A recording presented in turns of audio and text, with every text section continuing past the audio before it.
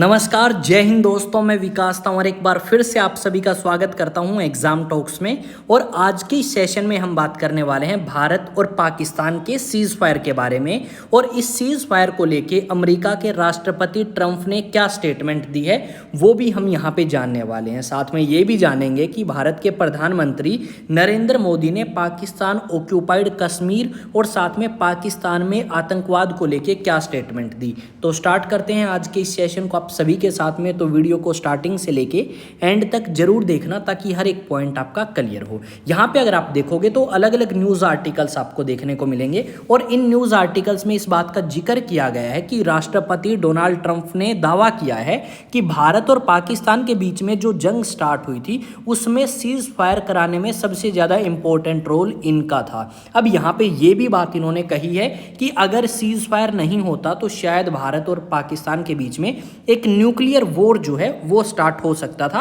इस तरीके के दावे जो हैं वो राष्ट्रपति ट्रंप ने करे हैं। अब बात ये आती है कि भारत के बीच में और पाकिस्तान के बीच में लड़ाई स्टार्ट क्यों हुई। जैसा कि आप सभी को पता है, जम्मू एंड कश्मीर में एक आतंकवादी हमला होता है जिसमें 26 भारतीय नागरिक मारे गए।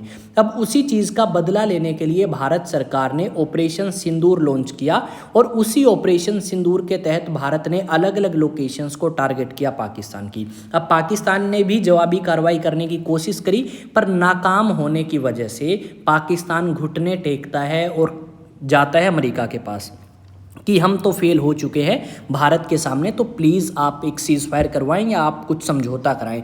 तो भारत के बीच में और पाकिस्तान के बीच में देखो डोनाल्ड ट्रंप ने समझौता कराया, इसको हम मान सकते हैं। पर यह भी नहीं मान सकते कि डोनाल्ड ट्रंप ने जो क्लेम किया है कि मैंने ये बात कही कि अगर तुम ऐसे ही वॉर करते रहे भारत और पाकिस्तान वाले तो मैं तुम्हारे साथ ट्रेड बंद करूँगा और अगर तुम युद्ध रोक देते हो तो मैं आपके साथ बहुत ज़्यादा व्यापार करने वाला हूँ। इस तरीके की बातें जो हैं वो राष्ट्रपति ट्रंप ने यहाँ पे कही हैं जो कि बिल्कुल ही इलॉजिकल है, क्योंकि भारत से इस तरीके की स्टेटमेंट कंफर्म नहीं करी गई हैं।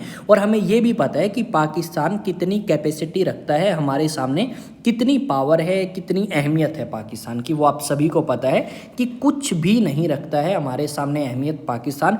और डेफिनेटली जितने भी पाकिस्तान ने अटैक भारत के ऊपर किए वो सारे के सारे अटैक्स पाकिस्तान के अनसक्सेसफुल हुए। और यहाँ पे इस तरीके की खबरें भी सुनने को मिली हैं कि पाकिस्तान के अंदर कुछ एक न्यूक्लियर साइट्स जो है उन्हें टारगेट किया गया है और यहाँ पे भारतीय सेना के द्वारा कहा गया है कि इसमें भारतीय सेना का कोई रोल नहीं है। जबकि हमें ये लगता है या बहुत सारे लोगों को ये लगता है कि डेफिनेटली भारतीय सेना ने ही इस तरीके का नुकसान पाकिस्तान को पहुंचाया है।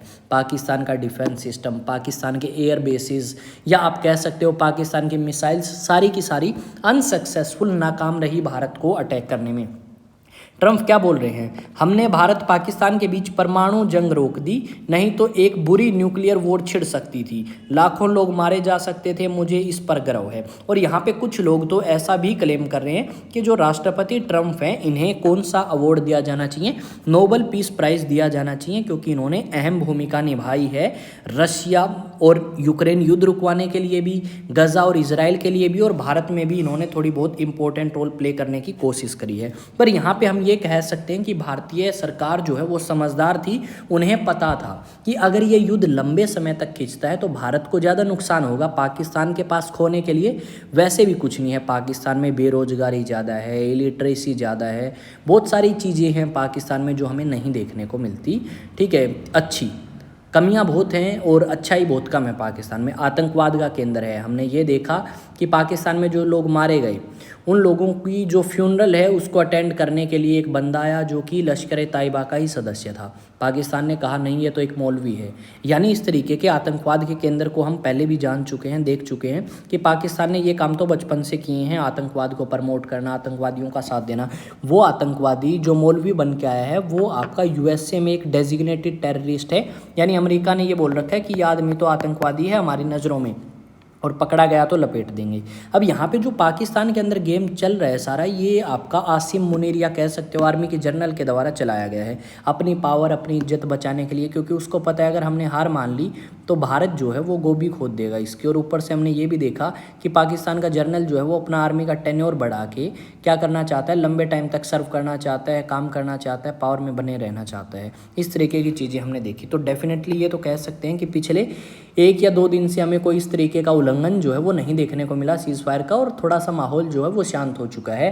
सारे के सारे लोग भारतीय सेना के साथ खड़े नजर आए। जब भी उनको महसूस हुआ कि हमें भारत के लोगों की ज़रूरत है तो सारे लोगों ने समर्थन किया, और उसी चीज़ का परिणाम आज हम देख रहे हैं कि भारतीय सेना ने, चाहे वो नेवी हो, चाहे एयरफोर्स हो, चाहे आपकी आर्मी हो, वो सारे के सारे हमारे लिए तैयार थे और काफ़ी इंपॉर्टेंट रोल प्ले किया इस ऑपरेशन सिंदूर में। इन सभी तीनों सेनाओं ने भारत के लोगों के लिए, भारत की सरकार और भारत की आत्मरक्षा के लिए। आप क्या अपना ओपिनियन रखते हैं इंडियन डिफेंस फोर्सेस को लेके, भारत सरकार के डिसीजन को लेके जो ऑपरेशन सिंदूर उन्होंने लॉन्च किया, और उसके बाद 2 वुमेंस जो हैं, या आप कह सकते हो डिफेंस पर्सनल जो हैं, वो आती हैं और प्रेस कॉन्फ्रेंस में बताती हैं कैसे उन्होंने पाकिस्तान को मात दी। भाई बहुत सारी वीडियोस सोशल मीडिया पे शेयर करी गई, और आप भी देख सकते हो, सोशल मीडिया पे जाके सर्च करें एग्ज़ाम टॉक्स, और वहाँ पे आपको मिलेंगी अलग अलग वीडियोज़ इंस्टा पे और टेलीग्राम पे आपको नोट्स और अपडेट्स जो हैं वो समय समय पे मिलती रहेंगी।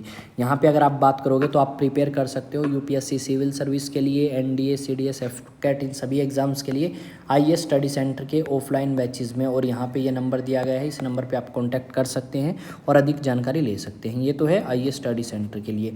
अब बात आती है national defence academy. National defence academy का जो जीएस का बैच है भाई, जिसमें history, geography, political, current affair complete कराया जाएगा, वो ऑनलाइन भी मिलेगा और ऑफलाइन भी मिलेगा।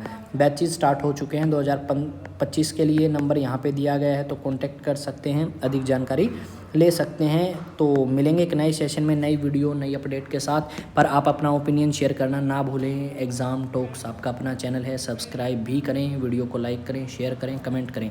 मिलते हैं नेक्स्ट वीडियो में। जय हिंद जय भारत। बोर्ड में थोड़ी सी प्रॉब्लम आई जिसकी वजह से हमें ये वीडियोज़ इस तरीके से बनानी पड़ी। तो मिलते हैं नेक्स्ट वीडियो में। जय हिंद जय भारत।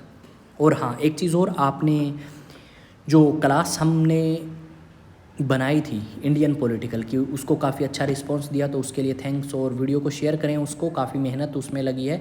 सेकंड क्लास आपकी जल्द ही आपको मिलने वाली है, और साथ में अपना ओपिनियन भी शेयर करें उस वीडियो को लेके।